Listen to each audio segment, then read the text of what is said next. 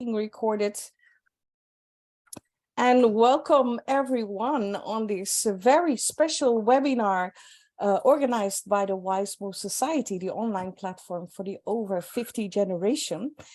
And yes, a very special theme for this session, Wize Moves at the Workplace, changing mindsets, changing cultures. How are we going to do this? This might be a very interesting conversation. So my name is 𝗪𝗶𝘃𝗲𝘀. I'm the founder and CEO of the Wize Move Society. And we started this initiatives 2 years ago. And apart from what we see happening with, of course, our 50+ generation, we also see a lot happening at the workplace. And that is why we're really happy to be here today with some of our experts, but also with you as the ones who are, well, experiencing it at the workplace or really would like to make some changes. That is what we all would like to see. So I'm going to share my screen with the, wait, so that we have an idea of what is coming. So you see this PowerPoint, Wize Moves at the Workplace. This is our team. We're not complete yet because I just heard that Vivian has some problems to, well, not to get here, but well, not physically, but to get home to be able to join us online. But I will introduce each one of them when they jump in the conversation. So what are we going to do? We're going to start with, to just paint the picture, the challenges of an aging workforce, what is happening there, and Renée van der Burg and 𝗪𝗶𝘃𝗲𝘀 will be the ones doing that part. Then we'll jump into creating a multi-generational work environment where we'll talk about beliefs and about behavior. Vivian Acquah will join us there, Mary Jane and Eugene. And then we will move into breakout rooms because I already mentioned we really, really value your experience and also what you think about the challenges that we're facing. After that, we will go into the reflections and move into a panel discussion, a panel conversation, I love to call it. And in the end, we will have a great special offer for those who are joining us today. So, having said that, this is the breakout room, so we're going to stop there. We're going to start with Renée.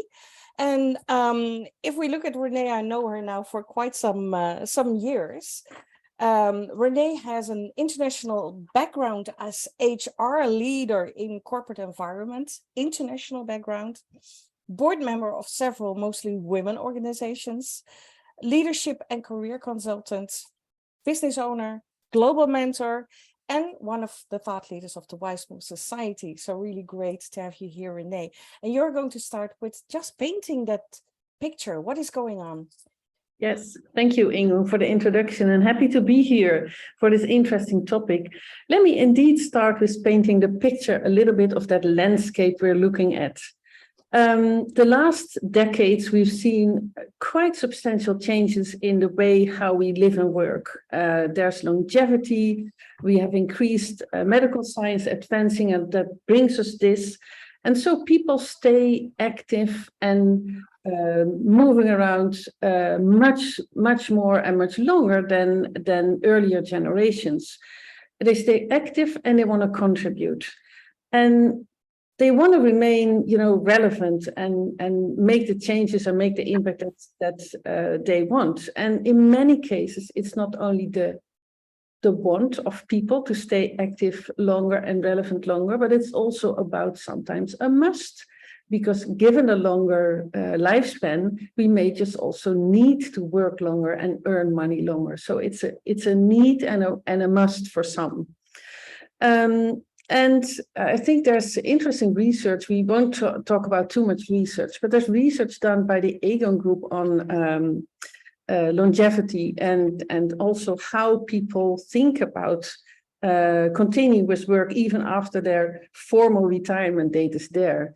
And more than a third of the respondents said that they really want to continue to work. And that's just one survey. It is global, but there's much more. So just to add on that. The second part that is really important in this landscape of multi-generational workforce is actually the market situation in the job market, basically.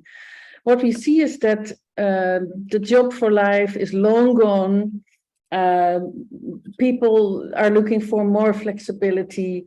Organizations need to adapt, and definitely also COVID has played a big part in that. One of the, I would say, few positives of COVID, that employers needed to be more flexible because, you know, of the circumstances. I think all of us, definitely when I see the participant list, are somewhere in HR or D&I. So we know that the pyramid of age coming on the labor market is somewhat skewed. So there's definitely a need to include this much wider workforce in our companies. And the third element that I want to, you know, get into this conversation of the landscape is diversity.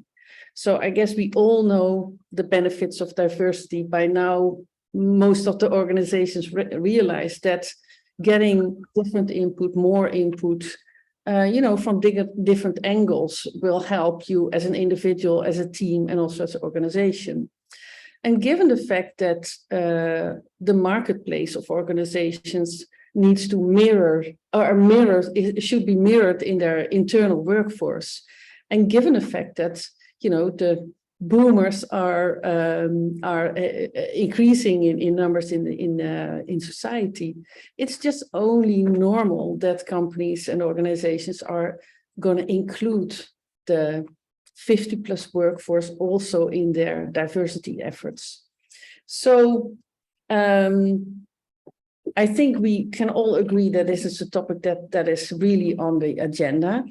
I'm just not sure whether all organizations are already ready to think and talk about both the flexibility and accepting this broader workforce as such.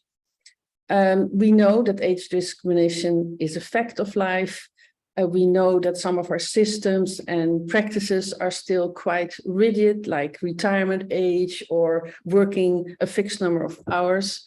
And I think for today's webinars, it's our opportunity to exchange our views, our experiences, and sort of start discussing more in depth, you know, what are some of the biases that we may have, we as individuals and also as organizations.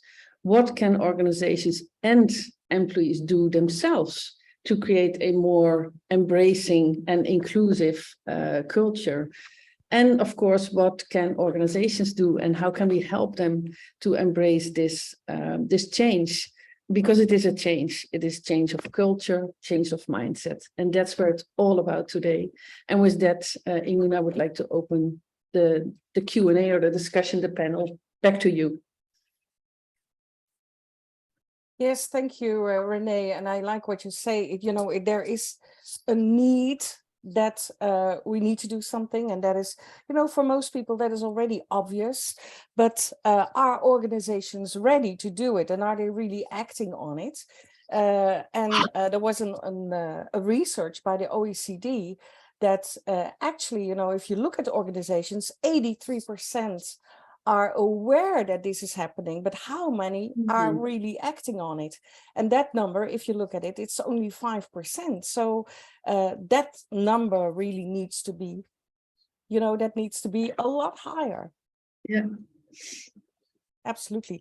I want to invite Robert Baker into the conversation and to introduce you a little bit, Robert. And I know you have a long list, like many of us, because we are all in our, you know, 50s, 60s, 70s even. But you have a very extended background, 42 years as a corporate leader, also with a focus on already diversity, equity, and inclusion. You're building your portfolio career right now, you know, doing so many things. You are a business owner, board member, you know, as many of us again do, preferably for you in women's organizations. And I saw today or yesterday that you are invited, or that you're going to represent the UK in New York next week. That's really a great step. You are a DEI expert, global mentor, and again also a thought leader of the Wize Move Society. So really exciting to have you here. Before I'm going to ask some questions that move more into your expertise, but Robert, can you what would you like to add to what Renee has already told? Well, thanks, Ingen, and it's so good to be with everyone here, and really interesting, I think, this topic we're discussing today. I think that the key thing really relates to this last point you mentioned, which is like, why should companies be paying attention to this? You know, why should organizations be paying attention to this whole 50-plus generation and the challenges of the multi-generational workforce? And I think all the research that I've seen, and there's lots, I'm in the US here at the moment, for example, there's lots of research here. For example, the AARP in the US predicted that, you know, the economic value of the 50-plus market is going to grow to $28 trillion by 2050, because what's going to happen is the millennials and the Gen Zs are going to be in their 50s by then. So, you know, this market is only going to get bigger. And so the first why any company should be paying attention to this is it's massive, it's huge. You know, they'd be crazy not to really be thinking about this. So then they've got two questions really that they've got to face, which is, what are our products and our marketing messages? Are we actually targeting this 50-plus generation? Are we targeting it with the right messages? Are we coming up with the right products? And obviously we've seen a lot of condescending comments about, you know, whether it's silver surfers, for example, and yet on the other hand, we're spending huge amounts on technology, and we're actually big users of technology. So there's that. And then there's also things like, you know, have we got health and well-being, and have we got trainers that are actually marketed to us just as kind of regular people and not as older folk, as it were? It's really interesting just to sort of see how, I think, people certainly of my age, I don't mind saying I'm 67, I don't want to be marketed to as a 60, 70-year-old. I want to be marketed to, I guess, as a person, and just the same as others, really. So I may not have all of the same you know, kind of tastes as younger generation. For example, I don't think I'm ever going to love Crocs, for example, but apparently Gen Z absolutely love Crocs and think they're the best thing since sliced bread. But you know, I think actually people can market towards us sensibly. And I think that's the first thing for companies: get your products, get your messages right. The second thing, I think, is they've got to think about how they attract and retain 50-plus workers, as Renee was saying, basically, because more of this generation is going to continue to enter the labor market, partly because we're all living longer now and people need to work for longer to fund their retirement. But the key challenges that companies are going to face is that people in 50-plus generation want to work more flexibly. They want to work in more inclusive cultures, going back to that point that Renee made about diversity and inclusion. And people don't want to go back into those rigid corporate structures that mean that it's much harder for them to achieve all the different things that they want to achieve. And what's interesting is we're seeing younger generations wanting that sort of flexibility too. And so the real challenge here is to get younger and older generations working together in cross-generational teams. And the other thing, of course, is for, you know, us 50-plus workers to continue to upskill ourselves. We cannot rest for a moment and think, okay, our skills are done and dusted. We've got to think about what we need to contribute to the world, how we can develop our skills.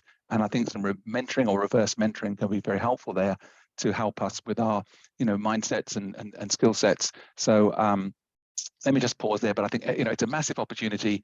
Companies need to get their products and marketing messages right, and they need to work out how better to attract and retain the 50-plus workers. So I think that's the kind of key challenge for organizations that I see. Yes, thank you, Robert. And you're already coming with quite some solutions, and that is fantastic.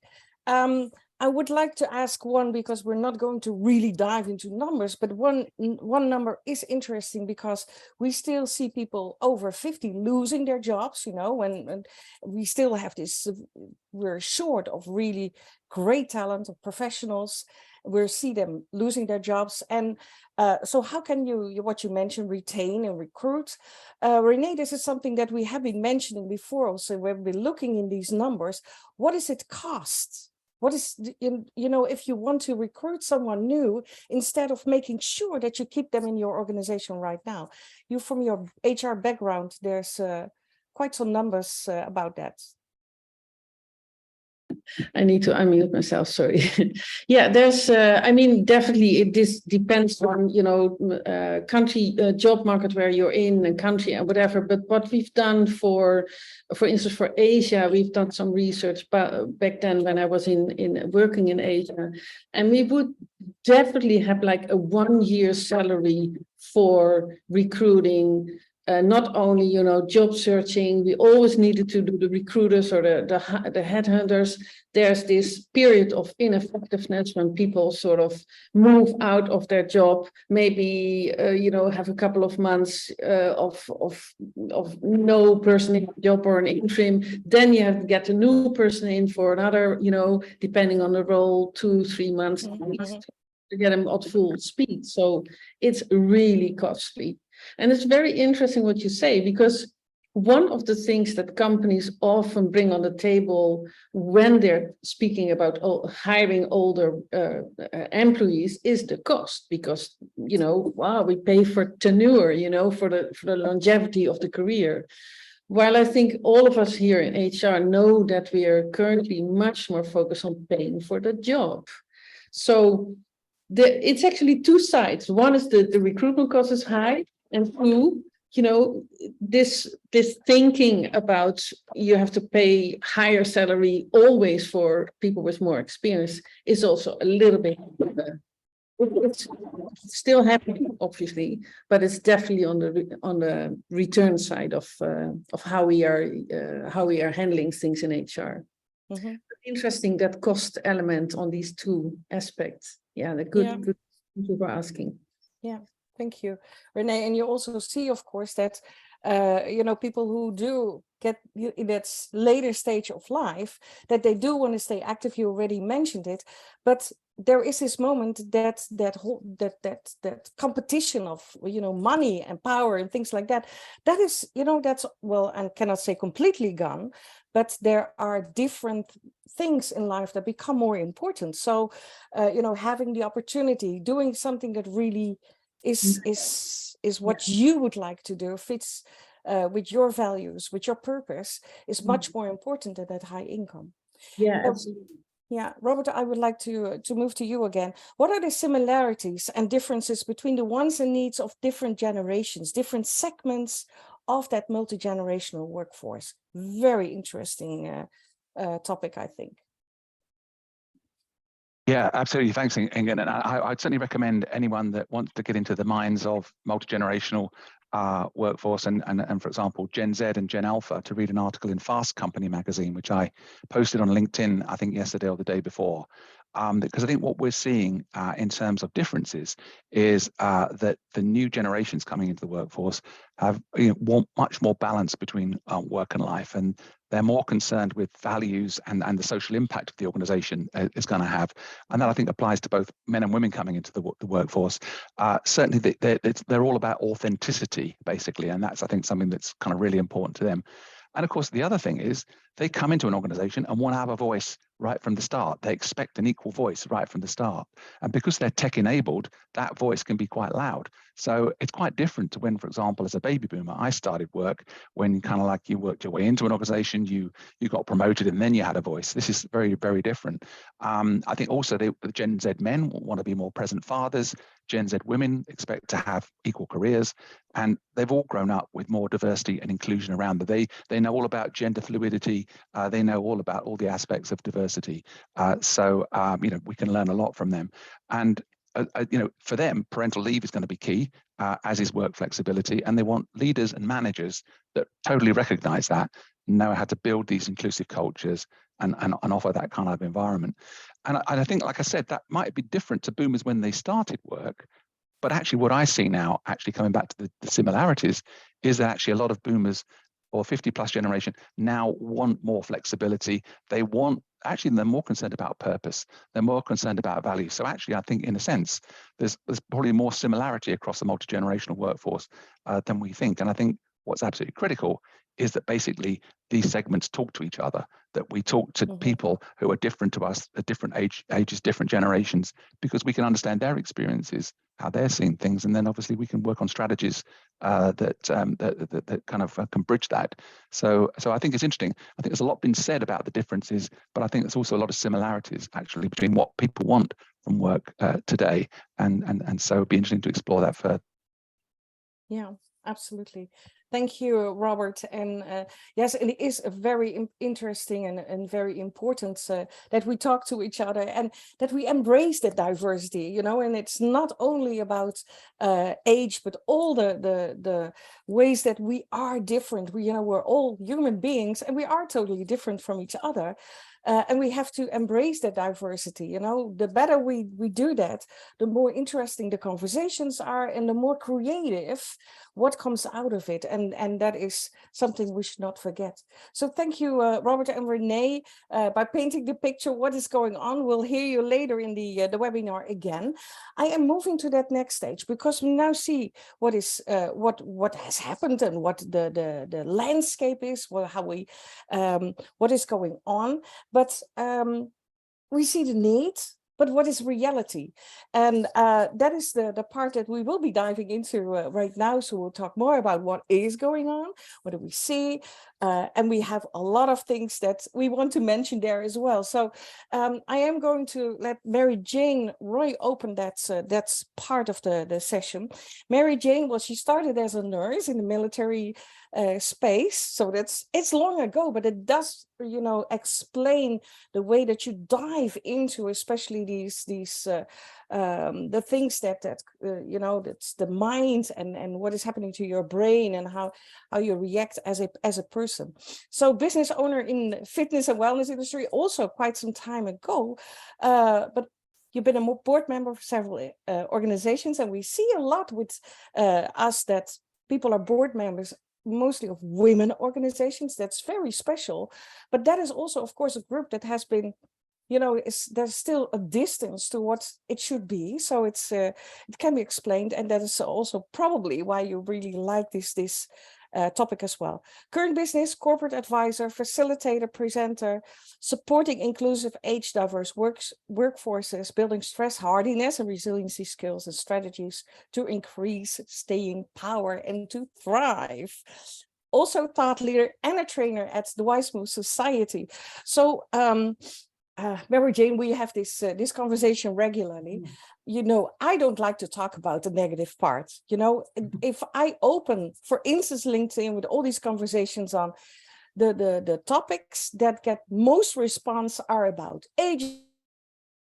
ageism, about stereotyping, things like that. And I think, you know, let's focus on the solution instead of focus on what is going on, but we need to address it.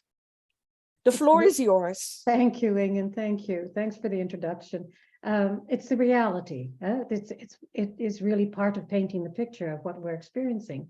And some of the things that I've learned over the last few years of focusing on the topic of ageism, and particularly for the over 50, it's the most widespread form of discrimination and the most commonly experienced form of discrimination. We're all going to experience it. You all are going to experience it if we don't change mindsets and change cultures. So that being said, it is also has, and Ingen, you mentioned it in some of the data you gave, but it has the least attention in DEI strategies in organizations. So what's happened is it's become socially accepted and not usually challenged. And so how do we think about older people? How do we feel about older people? How do we act towards older people? There's just so much stereotypical thinking that we need to bust. We need to bust these myths because they're myths now, you know, they're not, it's really not the reality. And I think, Eugene, we're going to hear more from you on that, and Vivian as well, but we can learn new technology, all right? we can adapt to change. We are flexible. We're not set in our ways. It doesn't necessarily mean that we're going to be more often sick. Some of us will have health issues, others will not. Renee, you raised up, I think, the point really well. We don't have to cost more, all right? There's always a way to find.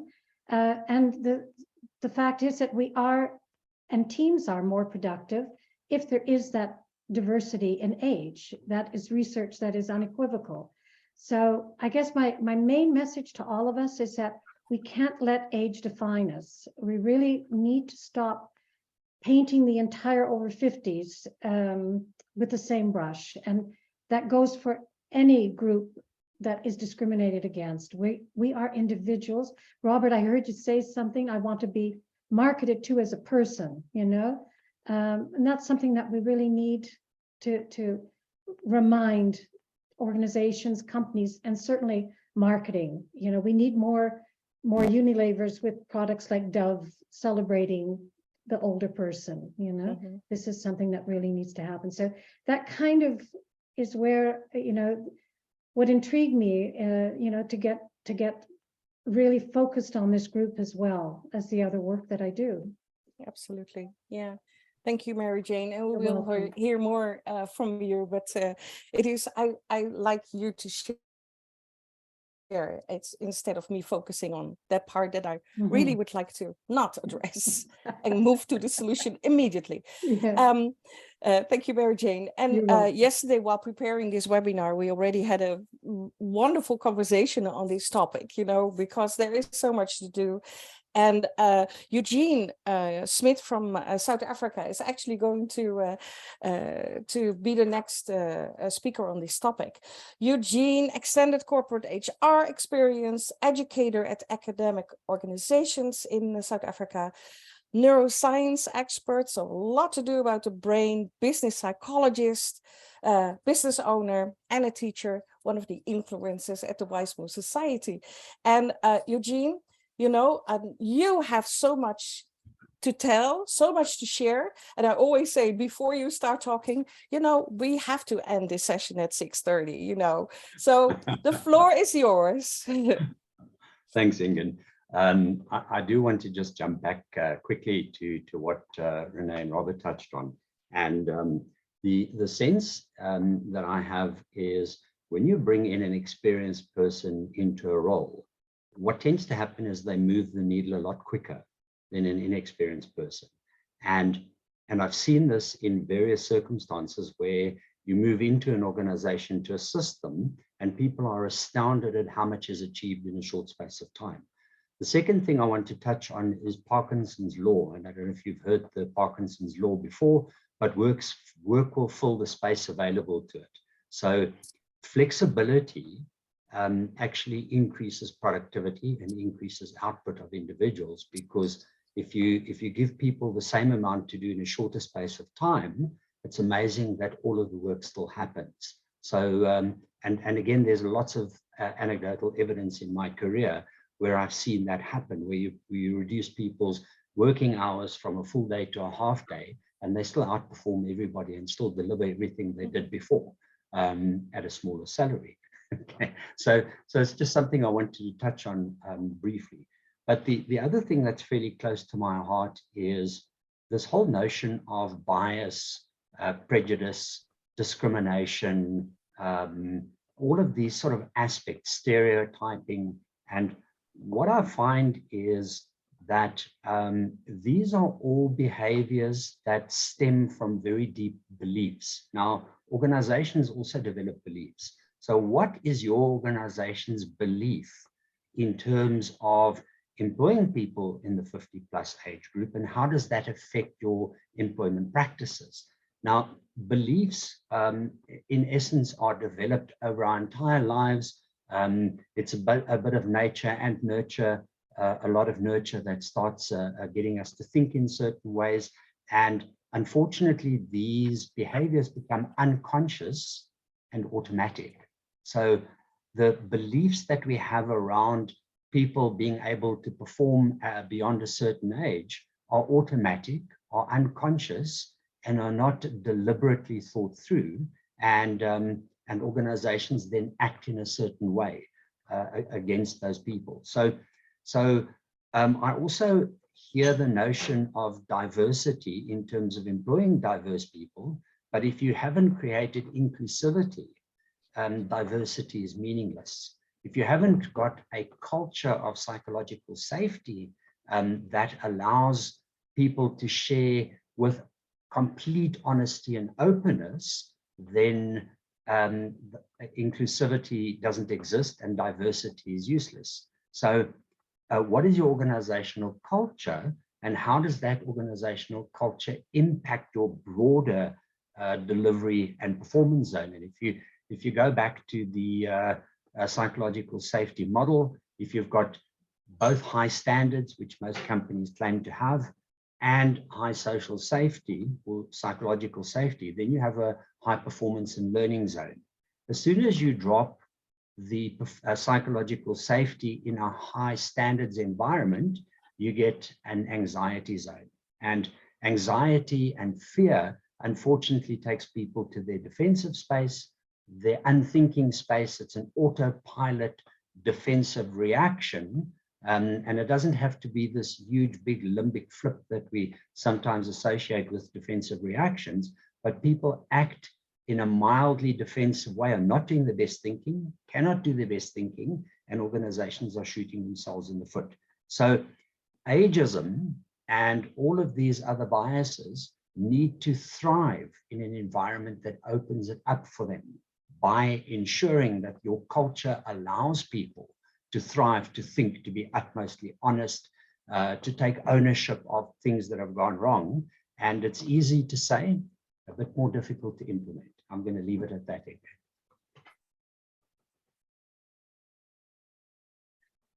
You're on mute. I'm muted. Yeah, I love that. And, you know, we think we can bring solutions pretty quickly, but if you are talking about organizations that are there for many, many years, and you are talking, you know, the beliefs and the behavior and culture, and I like what you're mentioning about that, creating that learning zone or that anxiety zone, that is something that we really need to be aware of. And I love that, that perspective. Okay, I would like to invite Vivian into this conversation, and we're really grateful that Vivian is joining us from the Netherlands. Background that includes finance and IT, so she has come from a very special background. Business owner, also has developed herself as a DEI coach and consultant. And what you mentioned on your profile is amplifying your DEI journey by using tech. And that is really something really special. Might be your age, because you're definitely the youngest one of this, especially of the speakers group today. You're a public speaker and so much more. Vivian. Yes, Ingen. How has technology changed traditional perceptions of aging population? Well, when you look at the way that IT and tech has grown in the upcoming years, right? Everything that is active right now is already old, right? And a lot of people aren't embracing all the tools. Whilst there is this kind of bias where people from a different age group, the older age group, are being looked upon like they are not adopting that. But if you amplify, if you activate reverse mentoring, there's so much more that we can learn from both generations, from different generations. And then again, also to touch upon the topic that is close to my heart is we always have VR, right? We always have VR where people can literally walk a mile in somebody else's shoes and experience things from a different perspective.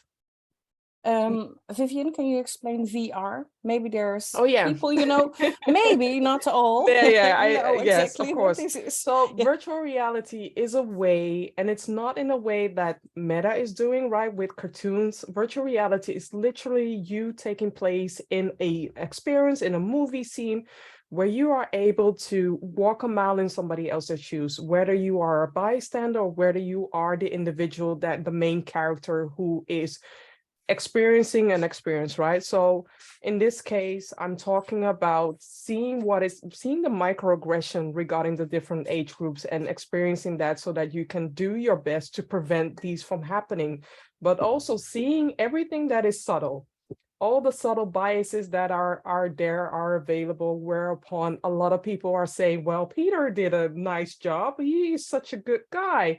He didn't do that.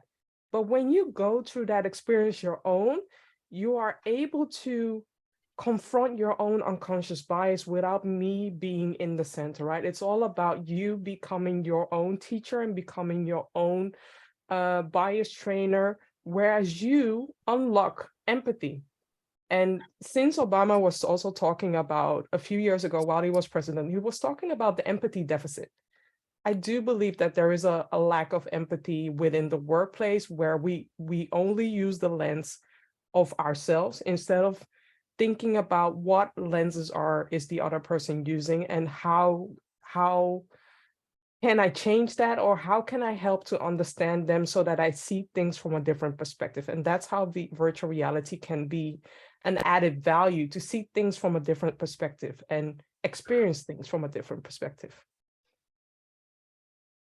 Okay, I know that you're working with this, this virtual reality environment to show people. But if I look at my own experience, it can be so small. Yeah. This thing that it pops up and that you feel like 2 seconds later you think, how is it possible that I think this way? But it can be so small, but it's there constantly. It's constantly there. And do you really see that people are, by becoming aware of that behavior, that they really change their behavior? I've seen magical things happening, and it seems like I am telling a Disney story, but I'm not. I mean, there are some few people here that have experienced it itself, and normally when you do DEI training, sometimes it takes 10 sessions or more to get to a certain level of awareness and embracing and adaptation. What if I can promise, almost can say that in the 95 cases that we have trained leaders, they adopt it immediately, but also confront themselves in a very loving, coachable way. They confront themselves in a way that, now I know what people are talking about and what I need to do, right? We need to activate people from within, where it's connecting to their intrinsic motivation, and also realizing that change, it starts with you. It doesn't start with the team or with the organization or the manager. It starts with the individual person. So why not tap into that, connect it to that, and connect it also with the team, and then eventually also with the organizations as well. Thank you, Vivian. I do experience some highs and lows in the connection, so I hope we are getting the whole story. I do believe that change starts with you, but I also hear, of course, Eugene share his part on, we have to be aware that these are beliefs that are so embedded in that culture of an organization, that just by that the leadership will change their perspective. It's not done yet. So yeah, I get what you're saying, but also realize that besides from having the organization's perspective, you as an individual, you already have a journey, right? You have a journey where you encountered certain stories or certain biases from other people, from parents, from schools, from systems. There's a lot of unlearning that we need to do. And we also need to pay attention that where I am, it took me a while to be where I am. I cannot expect that from other people. So I need to allow them that journey as well, but we can accelerate it by using different tools. Yeah, absolutely. Yeah. And already here another conversation we can have on, are we going to unlearn it, or are we going to learn new habits? Because that is obviously what Eugene will be mentioning. Okay, so what strategies can employers use to create an environment of acceptance for all ages in an organization? What do you think? Most important things. Embrace the soft skills. Start with active listening. Eugene also mentioned creating, first of all, the most important thing is psychological safety, because whatever you do, if that is not present, you can try a lot of things, people won't move, won't do anything. And also then it will be performative, right? You want to activate the authentic DEI initiative of DEI movement. So embrace the soft skills. People may seem to think that soft skills are soft, but it's a lot of hard work within soft skills as well. So active listening and inviting, having courageous conversations as well. And also, I also believe that I am a DEI coach, but I don't know it all. I don't know the culture. I don't know the answer, but together with the people, there we can create some magical answers. They already have the answer within them to embrace the different generations, to support the different generations, and to create an environment where the elder generation feel at home, feel okay.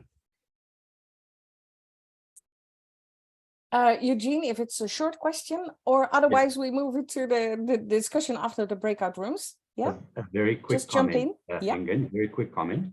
So people are naturally inclined to say, I'm less biased than anyone else. Mm-hmm. They're naturally inclined to believe that their values are right and sound, and they ignore or decline information that challenges their beliefs. And Mm-hmm. those are the challenges which we have to overcome, that Vivian's talking about. So it goes quite deep into not only organizational culture, but individual beliefs. Mm-hmm. And that's the difficulty. Mm-hmm. Yeah. Thank you. Thank you. Thank you, Eugene. And thank you, Vivian, for now. We'll hear you after the breakout rooms again, because I really want to go back to Mary Jane. What qualities are most important in HR talent development approach to discern what the over 50s needs are to their career development? Yeah, I think Vivian, I think we've all touched on some of these, but Vivian, you know, your active listening skills, the human skills, if we can get away from soft and hard skills, the human skills, but things that come to my mind when in having this question are curiosity, you know, staying curious, an open mindset. Vivian, you mentioned it as well, having the courageous conversations. It takes courage to ask people about what do they need, etc. But having these courageous conversations long before the person is ready to retire, that you think they're ready to retire, having these conversations well in advance of that to get a better understanding of what the individual needs, and doing so without judgment, in fairness, and of course respect. These are values that come to my mind, but perhaps there's others. I think curiosity and courage are really critical qualities that you'd need in HR, or you'd need as a leader, you know, to ensure that change starts to happen, and having those conversations. Absolutely, yeah. Curiosity. I always like the word adventurous, you know, that, you know, creation. We need to go back to learn how to play again, to open up to new opportunities. Okay, thank you, Mary Jane, you as well. What I would like to do now is, because, well, you've heard a lot, and we would like absolutely to hear a little bit more about what you think and what you have experienced. So we are going to move into the breakout rooms, and I am going to share first my slides, but those who are leading the breakout sessions will also be able to share this slide, or at least something that looks like it. We do have 3 questions for the breakout rooms, but I can imagine, you know, that we are not able to do all 3 of these questions, but, you know, pick the question that, you know, speaks most to you, to who you are and what you experience on the work floor or in your daily work. What can organizations do to optimally cater for and benefit from the 50+ workforce? So that's mostly focused on organizations. Then what active role can the 50+ employee play to create a multi-generational work environment? And what do organizations and employees need to be able to change mindsets and change cultures? We have about 20 minutes. One of our experts that you have heard speak is leading the conversation, and it doesn't mean that it needs to be really, very structured. Just dive in the conversations, and after that we have 15 minutes of reflections. I see that a lot less people than we expected have joined, and that is no issue at all. We are going to use the breakout rooms, and we'll just divide in, how many are we? It's 17, so let's do 4 breakout rooms. That's more than enough, yes? Mhm. Okay, so I'll see you back in 20 minutes.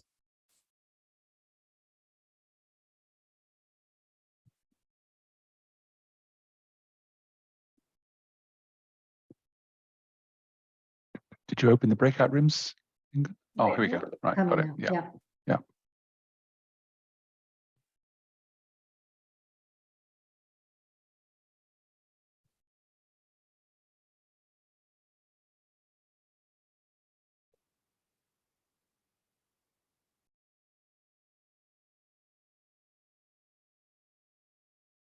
Oh, neither Eugene or I have been assigned, I think, Ingen.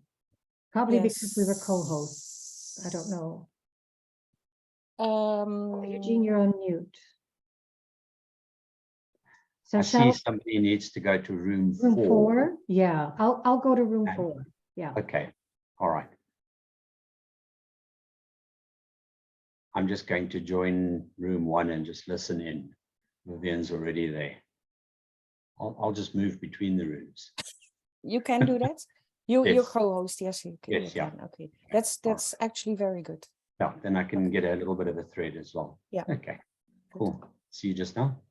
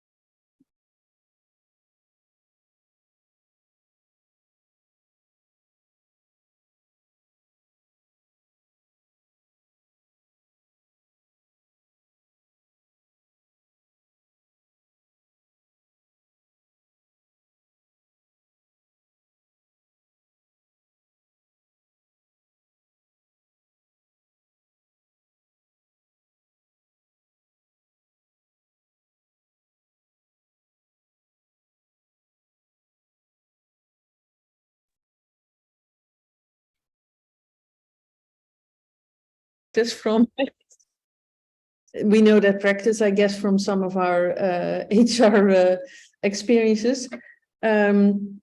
She also pointed out that intergenerational point of view is very important. It's important because of the diversity needs to be in everywhere, needs also be in terms of visibility. So we were speaking out like websites or brochures or whatever, advertisement marketing, let that be visible, all the generations, including the 50+. Then Marcy talked a lot about what I think organizations and employees can do. She talked about, resistance to change sometimes, which is quite innate to people, and how to help that, go smoothly, help people embrace change. And she talked about things like a welcome mat for new people and quite practical things that can can help. And we also discussed in her part the continuous learning opportunity that we need to give to also the older, because many talent or career or educational training discussions basically sort of come to a standstill once you're over a certain age. And then Sharon shared one interesting thing that she knows from the US, which is a sort of an employee resource group that is, what I understood, supported by organizations. And employees can go there for interaction, questioning, reflection, and the organizations are not in there. So it's really a safe space for the employees. So, I mean, maybe I took too long time, but there were really great can-do activities and can-do remarks that were in our breakout group. So thank you for listening. Yes, great, great. Mary Jane, did you want to add anything? Oh, okay. I saw you. Great. Yeah, thank you, Renée. We'll come back to reflect on it when we have learned from, because you were, Mary Jane, you were in Renée's group, weren't you? Yes, in the end. Yeah. Okay, thank you. Robert Baker.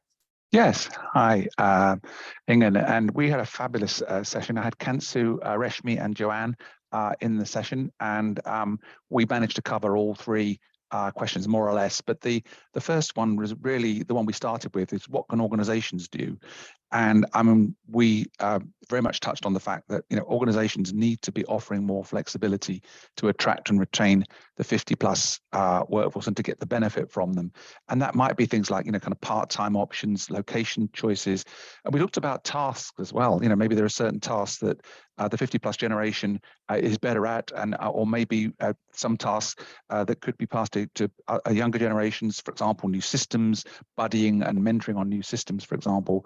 But there's very much a feeling that the HR systems in organizations don't play into this. The systems around performance management, promotions, they all kind of have assumptions built into them, really about how kind of in a sense younger is better, and then as you progress through, you're going to automatically become more expensive and more difficult to manage. And one of the interesting points that one of the group raised was, how much experience do we have of 50+ workers reporting into 25-year-old managers, for example, and what coaching do the 25-year-old managers get to coach the 50+ generation? So there really needs to be some work done there. But to solve these issues around the perspectives on things like, if you're a younger person, you've got all your career ahead of you, so you've got all these opportunities, versus if you're an older person, less runway ahead of you, and you're probably more expensive. We need to kind of change that. We talked about blind CVs that take off name, age as a way of tackling that. The other point I think is that what we recognized is that in these organizations, senior leaders generally feel more vulnerable, because basically, they're getting to a point now where maybe they're starting to kind of lose the corporate bullshit kind of appreciation, and actually want to work for purpose, and they want to give back. They're less focused on blindly following the rules. So I think this kind of is an important aspect of this, and they're more opinionated probably as well. And this is when these younger line managers feel more threatened by the older generation. So that's kind of something we've got to look at. So maybe this mentoring be a factor, but certainly in education as well of line managers on how to deal with all of this. The buddy system we talked about as something that could be very positive here. So that was the kind of organizations. And then like, what can the 50+ generation do? Well, actually, kind of the first thing that people said was they should stop moaning, if you like, about their situation. They should actually have more curiosity about what's changing. They should seek coaching on their personal impact, because sometimes these older folk can really be a negative, I've seen it all before kind of thing. But on the other hand, of course, they do have a lot of experience, vision, etc., which can really help an organization. So, I think, we just get the right mindset really for a 50+ generation to be thinking, there's more I can do. There's more I'm interested and curious about. And we talked about whether older and younger workers can work together so that they can learn from each other in terms of how things get done. And then finally, on the mindset change, basically, it's around companies and employees being more open, having more flexibility, being more open to education, learning, etc. So I've probably not done it justice in that very quick canter through. So if Reshmi or Kansu or Joanna wants to add, then please do.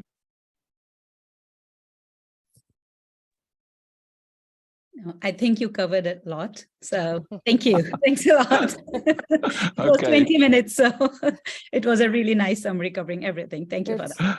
Yes. Okay. Ingen, back to you. Yes, thank you, Robert. And, you know, so many things are already addressed. That's really fantastic. Eugene and Vivian, you were in the first group one. Love to hear your feedback. Why are you pointing in a different direction? Yes. You know, if I look at my screen, it should be there. Well, I'll start off, and then I hope that Eugene can join me as well. So when it comes to the first question, a valuable question was asked is, are the organizations interested in the older generation, right? Because there is so much out there, but yet we are seeing that they are not tapping into the excellence that the older generation has to offer. And then also intersectionality came into play. Why are we not, you know, using that as in the experts, where what happens in the Netherlands for the older generation doesn't have to apply with somebody in the UK, doesn't have to apply to somebody in South Africa, right? So we need to also understand that the culture comes into play, the laws that comes into play, and add that from an intersectional perspective. And then on the other hand, there is an individual journey that people need to take upon. And that is also not only, you know, pointing their fingers at the companies, at governments, but direct the fingers at themselves. Yeah. What are people doing for their individual journey so that more people can embrace the older generation? How are you activating or advocating for that? And what is the individual journey that you are taking, right? One of the group members mentioned that the UK government, was it you, Michael, that was talking about, you know, older people should not be on the golf course anymore, which is a bias that assuming that the older generation is only spending all the time on the golf course. I mean, some of them wish they could have that time or have that luxury, right? Yeah. Eugene, can you support me from what you took away from the conversation? Yeah, I think you've covered most of it, Vivian.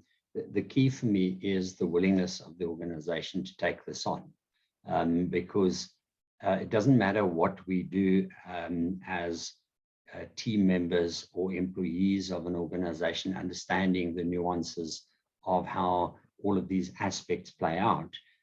If the executives don't support and don't believe that it's something that needs to change, then nothing changes. And even if they, as a group, talk about, let's implement these new policies or processes because it's important, all it takes is for one of the executives to demonstrate behavior that flies in the face of that decision for the whole thing to lose credibility and fall flat.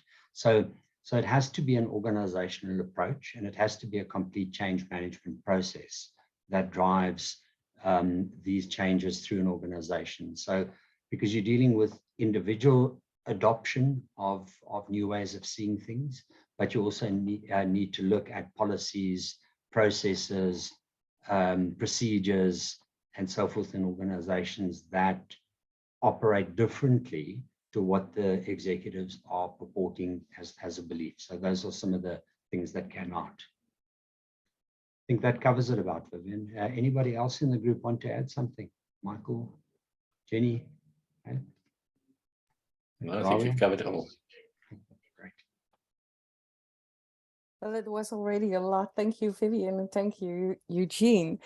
It's, you know, I hear a lot, and especially if you look at the theme of this webinar, changing mindsets, changing cultures, you know, and I hear what is being mentioned right now, and I think, wow, this is really, you know, we cannot change things overnight, but we can make a start, and you have to start somewhere. And of course, we do need to change that system, you know, that whole HR system and the performance appraisals, you know, things like that, the recruiting process that is being done right now, and a lot, yes, by very young recruiters. So that is, you know, the education, lifelong learning. Why are many of the over 50 people, you know, just left out on things that they need to learn until the end of days. So I love that.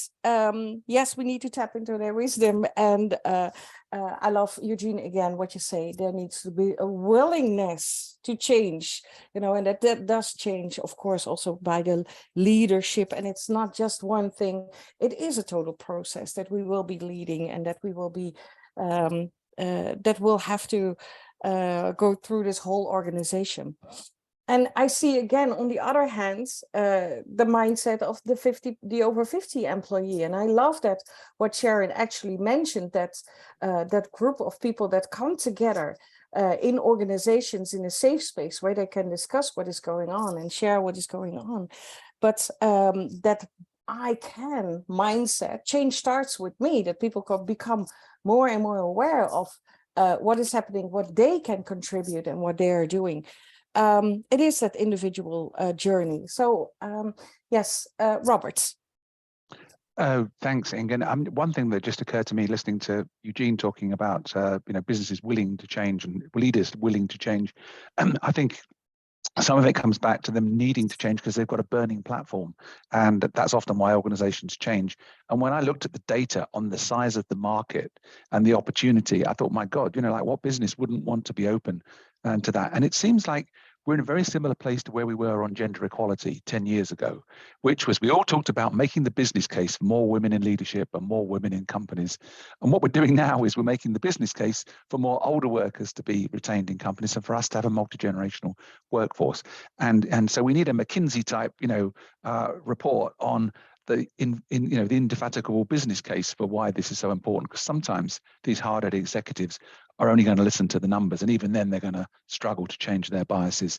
But I think the work that we're doing here, which is to build that business case, not just the numbers, but also the emotional and kind of logical case for it, then I think we can put that in front of companies and executives and say, listen, faced with all this evidence, what are you going to do? Because frankly, you'd be nuts to ignore this.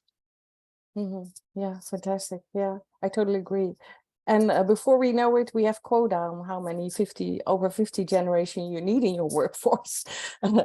But let's not get into that. We really want to dive into what's next and how can we act and what can we do about this. So we are going to respond on everything that has been said, and we are coming with an article with what has happened here so that we can build on it, because I do love what you're saying, Robert. We need to build that business case, because a lot of the organizations are looking, bottom line, what is it bringing me? What is it for, what's in it for me?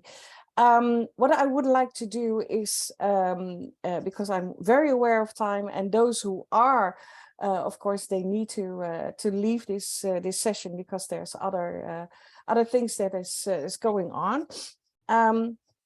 How can we as Wize Move Society support you to change mindsets and to change cultures? And this is not only for those who are here still the last 5 minutes, but also those who are watching the recordings.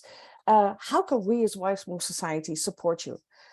We have this great online community for the over 50 employees to share, explore, create, learn, transform, because this is, I really do believe, this is where it starts. We need to have that mindset also in the 50 plus generation, how they think, what their mindset is, and they need to go through a transformation, absolutely. So it really helps them to bring them together on this Wize Move Society online community. This same community can be used by HR leaders, DEI experts, leaderships of organizations, etc. Again, to connect, share, and create. Because it's not only you in your organization that is facing these challenges. It is many, many organizations, and people who are doing similar work in other organizations might be one step ahead of you, or you might be able to support them to bring it to the next step. we have these safe spaces on the Wize Move Society platform where also not only the 50 plus community, but also these HR leaders, DEI experts, etc., can meet and exchange ideas and make it the first step of the change in their organization. You've already heard this is part of our team of international experts and scientists. You know, it's not just that we're just talking on our gut feeling. There's so many numbers, experts who are here with backgrounds in HR, DEI, training, coaching, etc. And we can, of course, see what we can do in the organizations by doing a quick scan and see how we can really contribute to the change in your organization. Special offer, and this is very important, only for 72 hours, only 3 organizations.